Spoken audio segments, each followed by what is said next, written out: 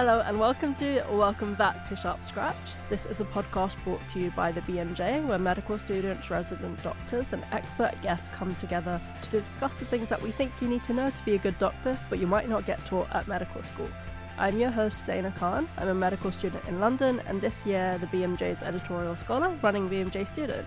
I'm really excited to welcome our panellists today. We have Judy, Maz and Elgan. Would you like to introduce yourselves? Hi, hello, my name is Judy and I'm a final year medic and I study in Poland. Hi, my name's Maz. I'm an F1 doctor in the east of England. And hi, my name's Elgan. I'm a medical student in Edinburgh and I chair the Students Committee at the BMA. Speaking of the BMA, our expert guest today, Callum, would you like to introduce yourself? Yeah, sure. So I'm Callum and I'm a resident doctor in North London and I'm also deputy chair of the BMA UK Resident Doctors Committee. Well, thank you very much for all of you for joining us today. Today, we're going to be talking about how much medical school costs and whether we think it's worth the price. I'm sure everyone who's listening has seen about all the disputes kind of online or what people are thinking, how much debt we're going to be in when we finish medical school, and almost feeling like things are changing so rapidly we weren't aware of this to this extent when we started. And I feel like it's something that medical students and doctors alike feel very strongly about, and it could be something for us to discuss and maybe think about our own experiences and whether other people can learn from each other. I guess first of all, I wanted to hear from everyone here. We all have different experiences, so I guess just getting a bit of gauge of how you funded medical school and how you're finding it.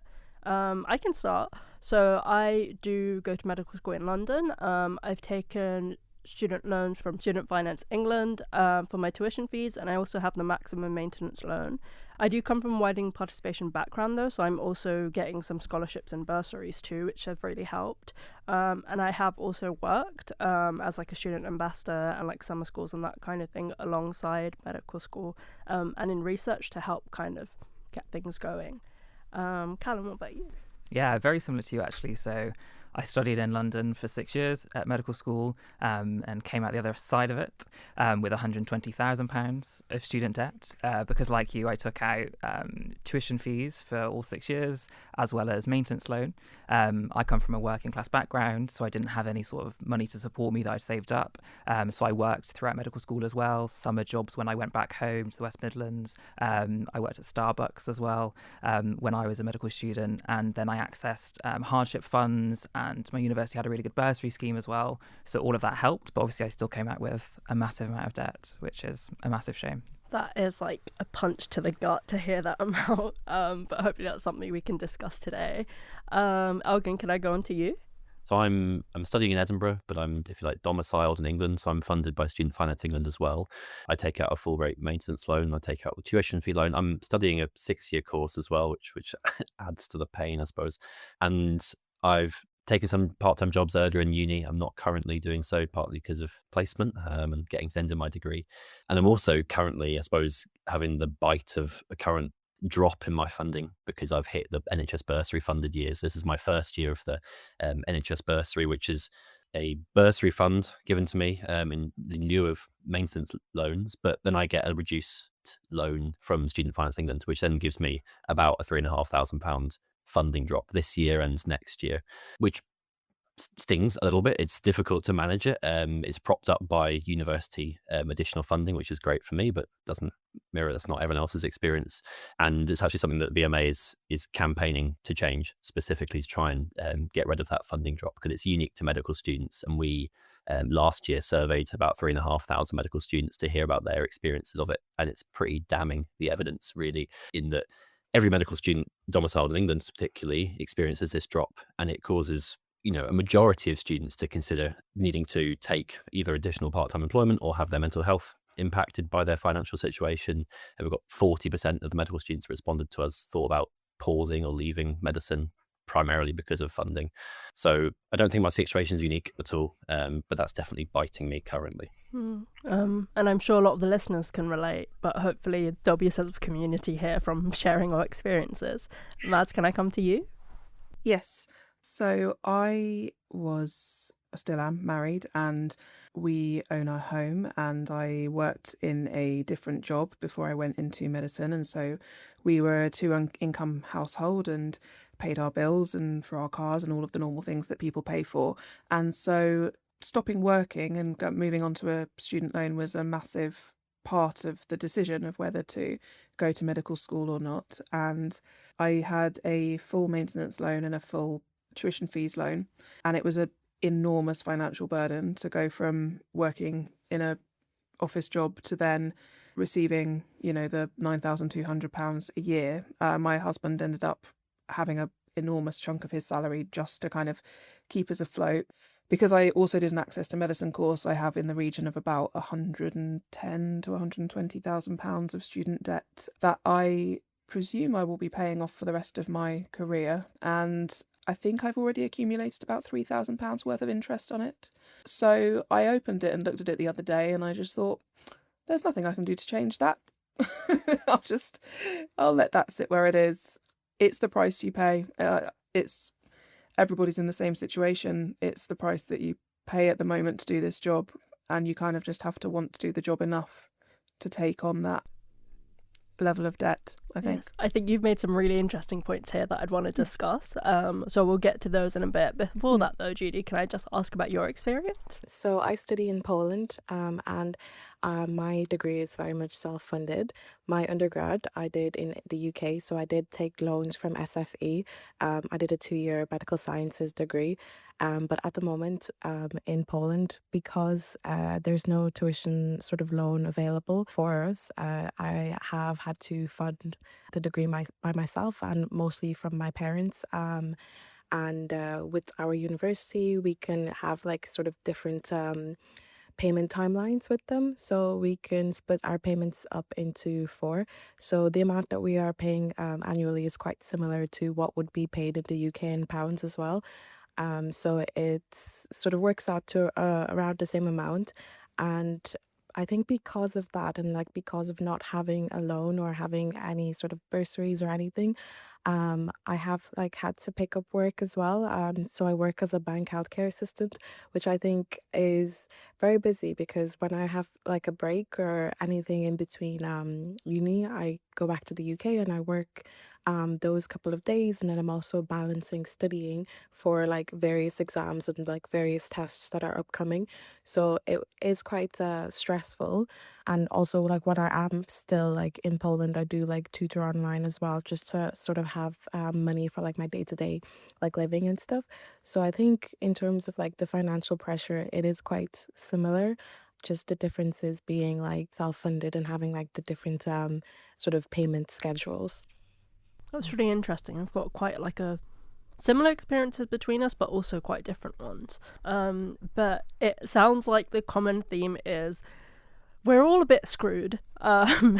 We've got a lot to pay back later on, and that is quite daunting. I guess something that Maz said that I found interesting was that it's just the price that you have to pay if you want to do the job this much. And I guess that is true. And I suppose with having this debt accumulated, but like coming from like a working class background and stuff, there was no other way. Like there is no other way that I'd be able to go to university if I didn't take a student loan.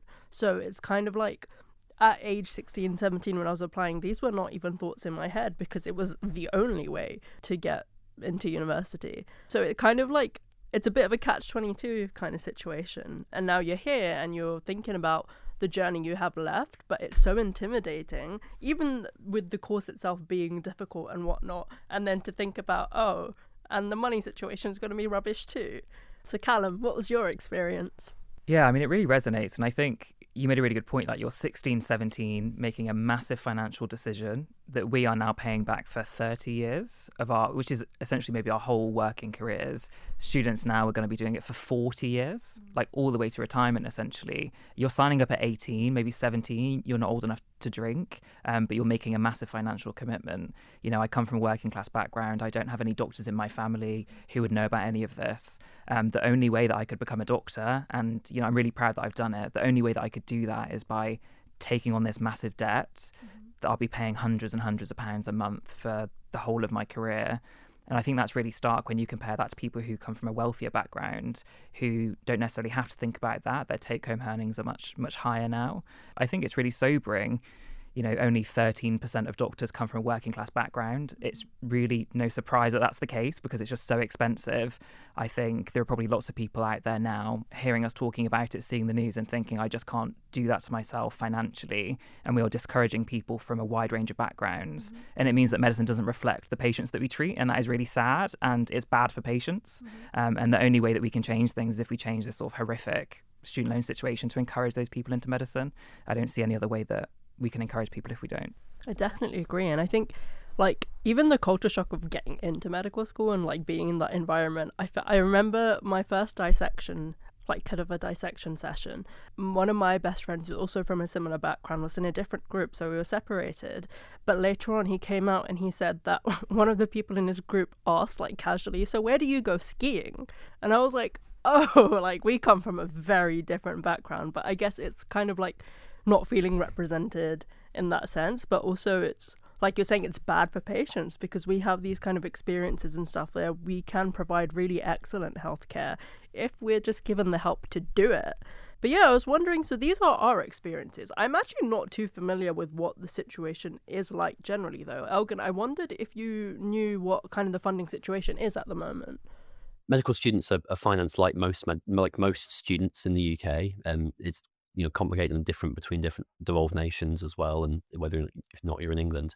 But in broadly, students have the same access to funding at the start of their degree, and then as I mentioned, you get this change later in the degree.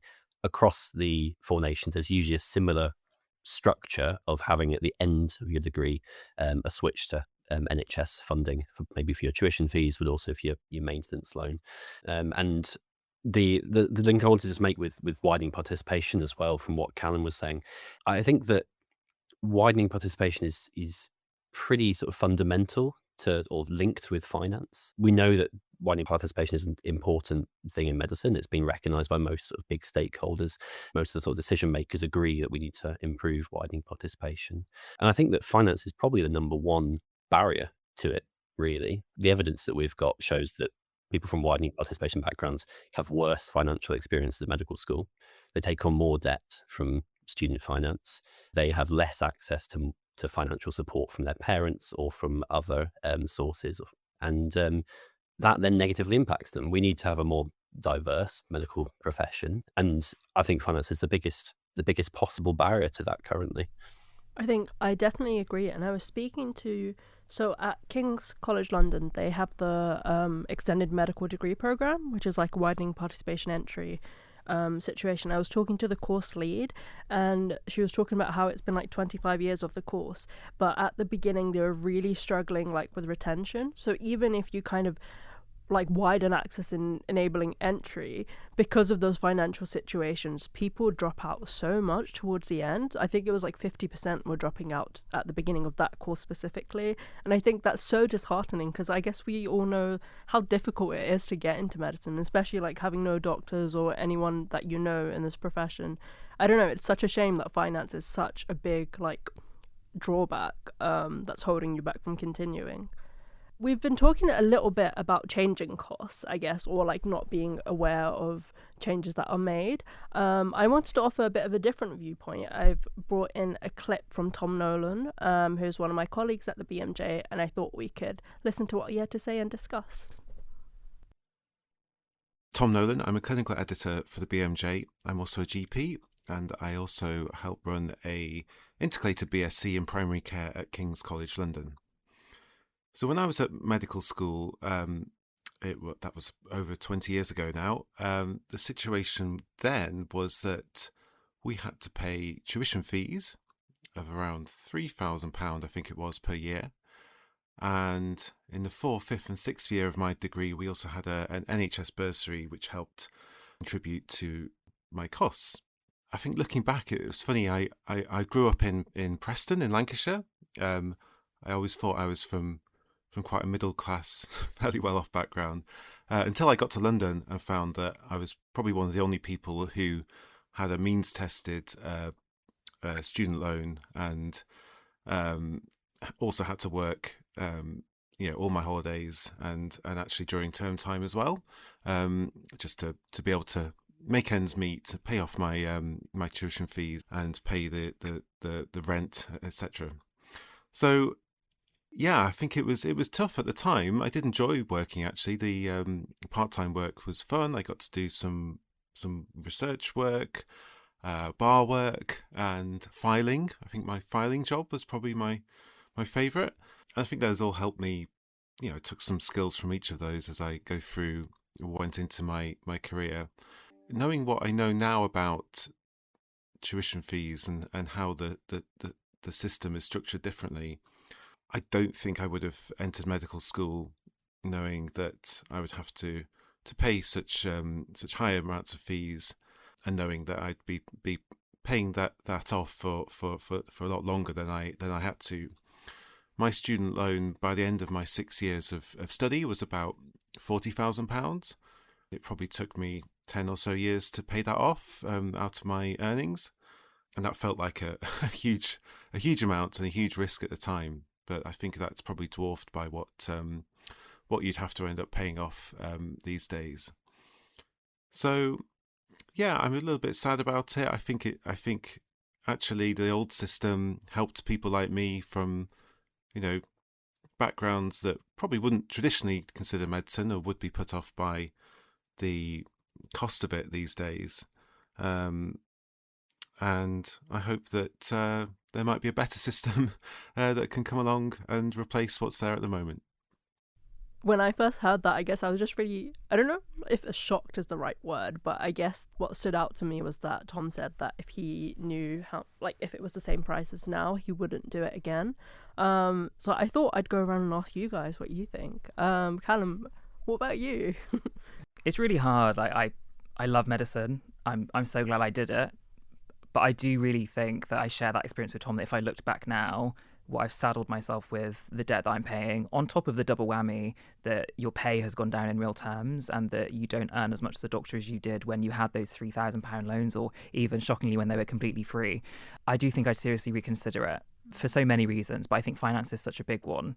And it's such a shame. You just heard a fully qualified GP who does great things for society. We need more of them, saying that if he was applying now, he wouldn't do it. Like, that should be really shocking to people and really worrying for patients, that we are turning away future doctors from these backgrounds.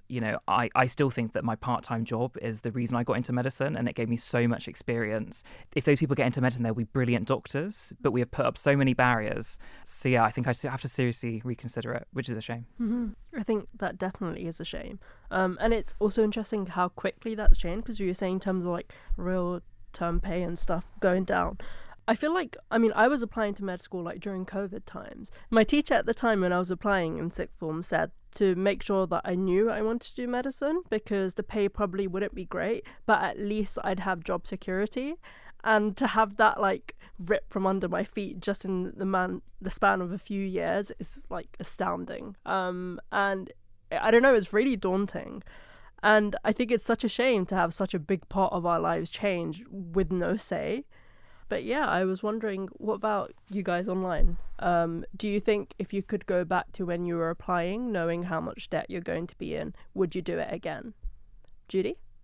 I think it would be maybe a yes from me, just because like I've been in medicine, and now that I've seen it, especially like towards the other side, I'm in final year at the moment, I do think the teaching was worth it, and I do think the experience was worth it.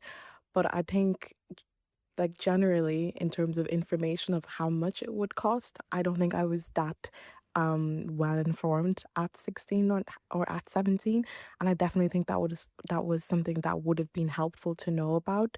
I'm quite surprised about like the huge difference in the tuition costs from my perspective looking at it, because I am like originally from the Republic of Ireland. Our tuition fees are still sort of like at that level in terms of like €3,000 being like contributed by students. And I know up north in the north of Ireland, it's still quite similar for medical school. So I am like really shocked to see how much of a leap it is in the like mainland UK. At the moment in Poland, although I am paying tuition fees, Polish students are not paying tuition fees, and they're not paying as much, if anything, depending on the university that they're going to. And I know the population in Poland is huge as well, and they have huge amount of medical schools. So the fact that they're able to sort of have that system in place and be able to cater to students that aren't coming from, quite wealthy backgrounds, I think is really helpful in terms of the variety of doctors that you see in the hospitals. Like, even at the moment I'm doing clinical rotations, I see the difference, and the different types of doctors and the different personalities, the different backgrounds, and they all bring such unique things into their specialties. And I sort of wonder, are we missing out on that because of the system that is in place at the moment? I think that stood out to me because something we were talking about earlier, that is kind of the price you have to pay if you really want to do this career. But it seems like other people aren't having to take that risk and that like personal burden. So it's such a shame that we do. Maz, I was wondering about your experience, because you have a bit of a different experience. You were already working before and then you kind of got into medicine. What do you feel about kind of the debt situation? When I left school, this is showing my age, but all of my friends went to university and didn't pay tuition fees. And so I remember what that was like. I remember the student riots when they brought in the tuition fees. And it was kind of, a bit of a sting when my friends are all saying to me, oh, I've paid my student loans off. And I'm like, oh, well, good for you. But I was 26 when I applied to medicine, so I was a bit older. And I think that I went into it fully cognizant of the financial burden I was taking on, and to me personally, because of the way that I felt about the profession at the time and the perceived job security at the time, it was worth it. Because when I applied, I'd like to do ACCS, and when I applied to medicine, the competition ratio for ACCS was 1.9 to 1, which seemed doable. And so if I was balancing the student debt with what was at the time fairly good job security, then yes, I would make that decision again. It's difficult to say now because things feel much more precarious. Our futures feel more uncertain, and doctors have a very black humour about things, but, we'll kind of joke that we'll just be the perpetual F3 and that's just going to be our life for now. So yeah, it's difficult to say. I think I probably bring this up every single podcast record I do, but I think it all feeds into this kind of greater attitude that there is with doctors, particularly because I believe that other AHPs and healthcare professionals get a kind of higher degree of funding and they get a higher degree of NHS bursary. And I think there's a greater attitude with doctors specifically that says, if you don't like it, there's 10 other people that will jump into your spot.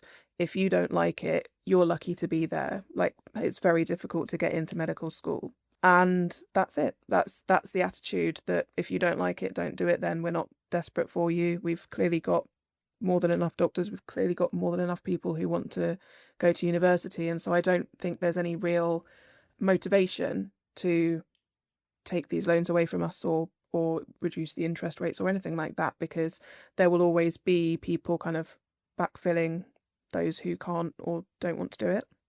Yeah, I was just going to add to that. I think that all the big discussion recently about student loans, I think, has often had a narrative of, it feels like a contract's being broken, like something you were sold is being changed without your sort of permission. And I think doctors have that, and almost in some ways have it worse, particularly because, as Maz said, there's an aspect of medicine is a long degree. You take a lot of debt. You do a career that involves a lot of responsibility, a long training pathway, but you also have job security. And I think, as Callum's also mentioned, when things like that are changing in terms of job security, at the same time as student loans becoming a continuing and significant burden for doctors, particularly when you take on such a large amount of it and you're quite like to pay back quite a huge chunk of it, I think doctors are sort of saddled with a particularly poor deal. Would I study medicine again now?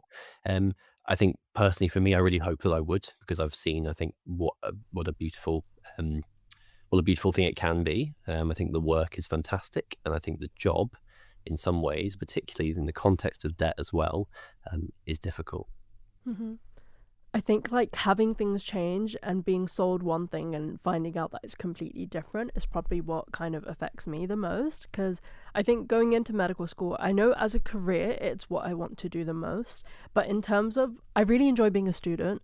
So my kind of thing was I actually wanted to do English Lit first and then maybe go into medicine later on. But I guess coming from like a WP background, I was like, but I need to have that security that I'm going to have a job. And I guess with the jokes around English Lit and stuff, that's not always guaranteed.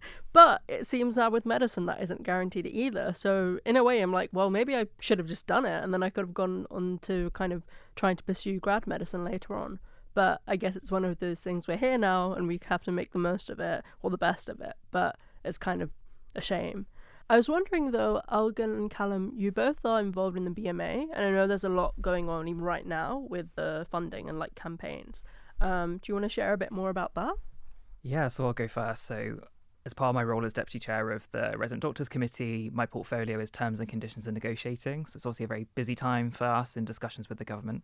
And a lot of that centres around pay and jobs, which are both things that play into the difficulties that we're talking about on top of student loans. So we were promised job security. That's not the case. We've got tens of thousands of doctors that we're turning away every year, fully qualified doctors who've gone through medical school, who've got themselves into debt like I have, £120,000, that goes up quicker than you even realise. And you're paying off less than the interest because the interest is so high. And then also pay has been cut in real terms. We've seen real terms pay cuts most years over the last couple of decades. So not only was a doctor in 2008, for instance, taking out tuition fees of £3,000 instead of £9,000, they were also paid, 20% more in real terms. So it's like that double whammy. So we're talking about that because there shouldn't be any barrier to people becoming a doctor or being fairly paid for the work that you do, or any barrier to going on to become a consultant or GP or SAS doctor if that's what you want to do and to deliver for patients.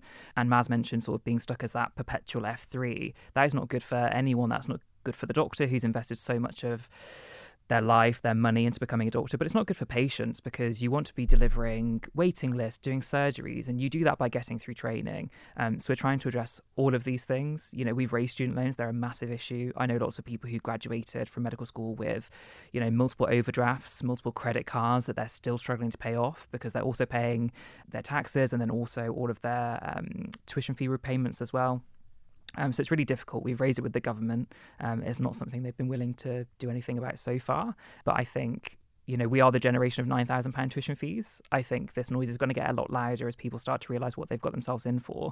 Because when I compare myself to a colleague who was from a wealthy background, they didn't have to take out loans. They are taking home about 10% more every month than I am. That's a really significant amount. I'm paying about £300, £350, £400 back every month, depending on the job that I'm on. That's a really significant amount when people are already struggling to pay for food or heating. So I think all of these things need to be addressed to make medicine an attractive career, because like I said, we should be encouraging people into it and not discouraging them.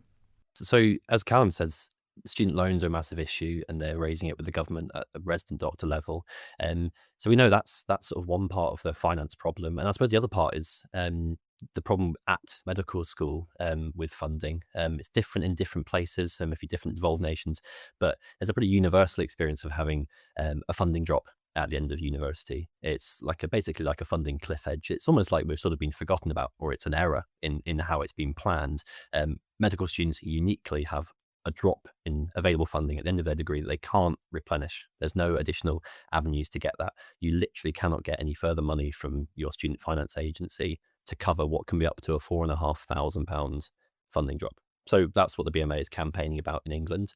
It's called Fix Our Funding. It's a campaign that we've been running for about a year to try and call for a really simple, quite cheap ask, which is to allow medical students to access that additional maintenance funding from Student Finance England. It would cost about £29 million from Student Finance. Remember, that's debt, so that's something the doctors will be paying back, which means it's even less of a financial ask.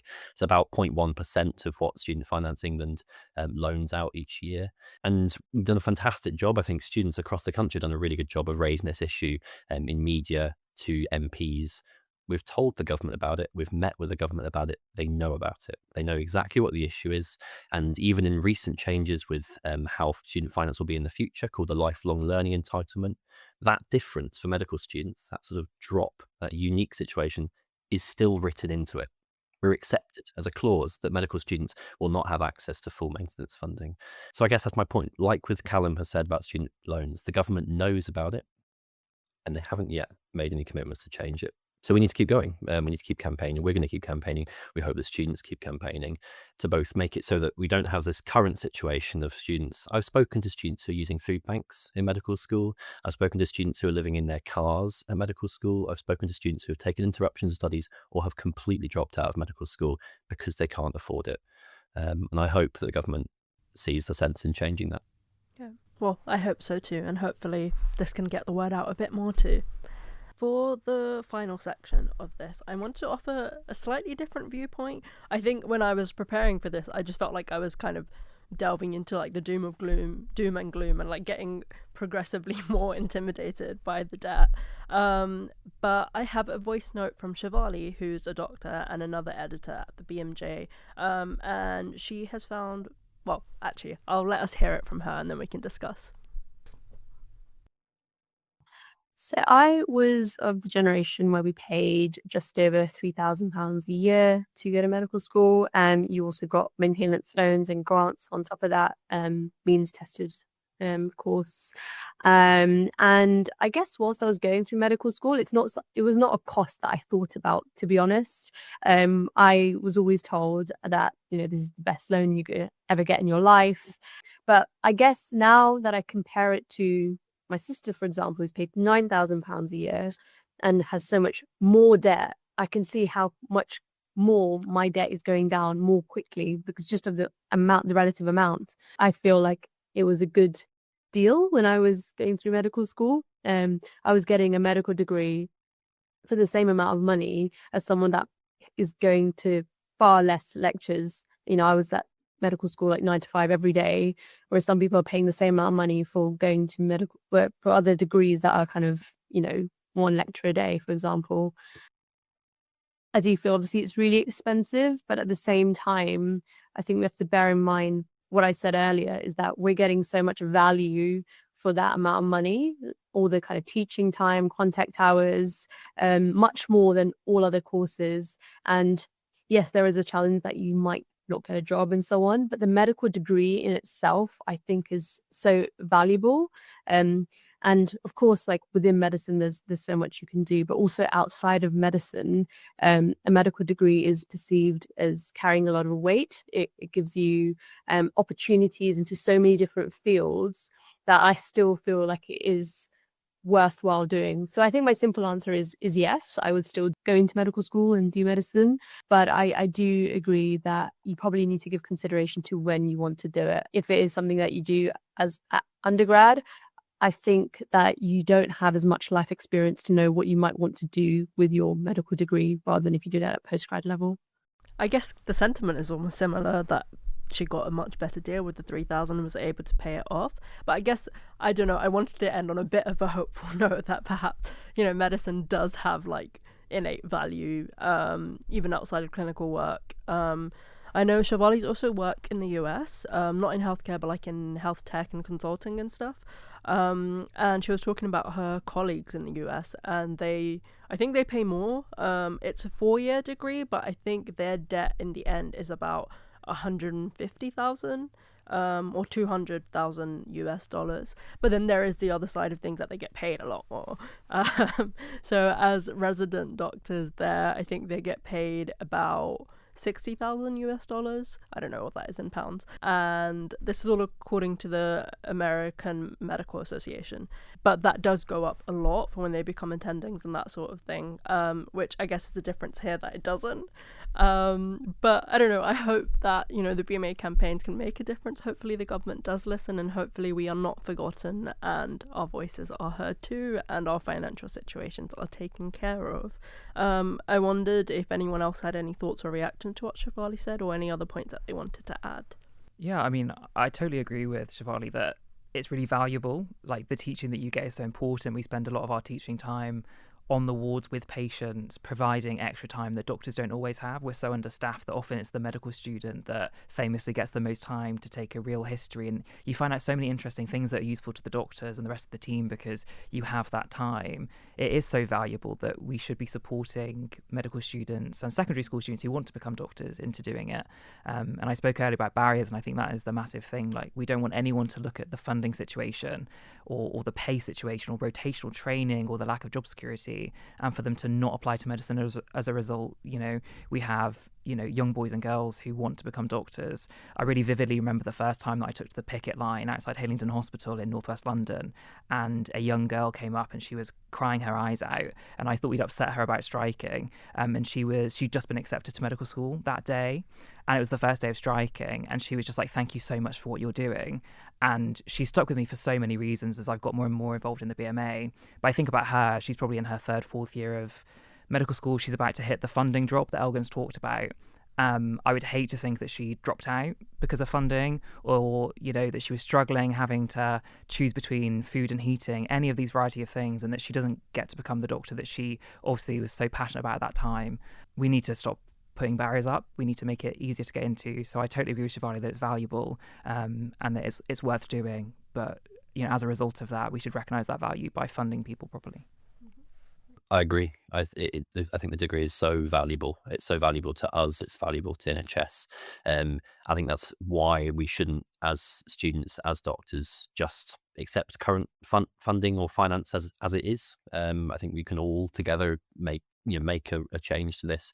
And I suppose just to reiterate that if you're a student listening to this, or if you're a resident listening to this, and you can empathise with the experience that Callum, Maz, Judy, you, Zaynah, have described, having difficulties with finance, you can do things about it. You can take your voice to the people that have the decision-making power. You can, the BMA, we're trying to encourage students to write to their MP. We're encouraging them to be engaged with our campaign and participate in the events and the protests that we're holding.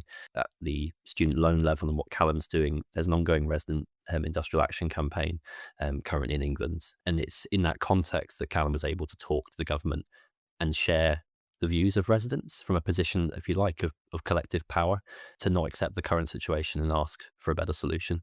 So just encouraging anyone listening to think about those for themselves. Any final thoughts from Judy or Maz? Yeah, I was just when I was listening, I was thinking about the system as a whole, just because I'm not originally from England. So when I did apply for SFE for my undergraduate, I had no idea what interest rates were. I had no idea what what it was actually about. So I wonder if some students are in a similar position in terms of not knowing just how much you are going to have to pay back, especially when you're 16, 17. And I think the way that it happens is the way that the system is set up is it's quite vague when you're 16, 17. You don't know what you're getting into. And then when you do get into medicine, because I noticed like a lot of our responses, we would still do medicine, even with like all of the changes. But I think medicine builds the type of sort of attachment to the course and like a devotion to it that like we didn't really know what it was going to be like getting in. And then now we're in because of the nature of medicine. We're like devoted to it, and like we're sort of going to go through with it, and I think it's quite interesting to like look at it in like that perspective. And I do agree with Elgan as well in terms of like advocating and like signing petitions and like making sure like our voices are heard, because I do think like we would be the ones to make changes for the upcoming years like that are going to get into medicine as well. Yeah, Maz, over to you. So I think it's really interesting what was said about the degree having innate value. I think that it absolutely does have innate value, and how you apportion value can be financial or otherwise. I'm somebody who has only ever wanted to work in the NHS, and I love my job. I cannot express to you how much I love my job. Having worked various other things, it's the best thing I've ever done. I think that many of us want to feel like almost we're not in a one-sided relationship with the NHS, like it values us as much as we value it. And I think that, like Judy said, kind of, the work that the BMA are doing, and by being engaged and being involved, that's one of the ways that we can kind of try to get people to sit up and take notice and say, okay, no, we need to value our people and take care of them. Because when you lay out the raw facts of how much we pay to do this degree and how we get treated at work sometimes and how much we get paid and the job security, it's difficult to quantify why we do it. And I think there's an element in all of us that just loves it. We just love this job and we love the subject. And so, yeah, it's just really important to be involved and be engaged to try to get a bit of that love flowing in the other direction too. Thank you. I think that's quite a good note to end it on.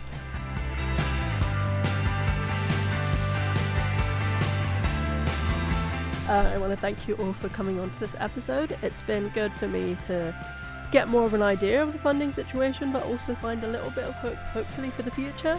To any listeners, do send us any of your thoughts if you have any, and follow us on all our social media, and make sure you listen to the next episode, which will be out in 2 weeks' time. Until then, I've been Zaynah. I hope you enjoyed. I'll catch you next time. Stay sharp.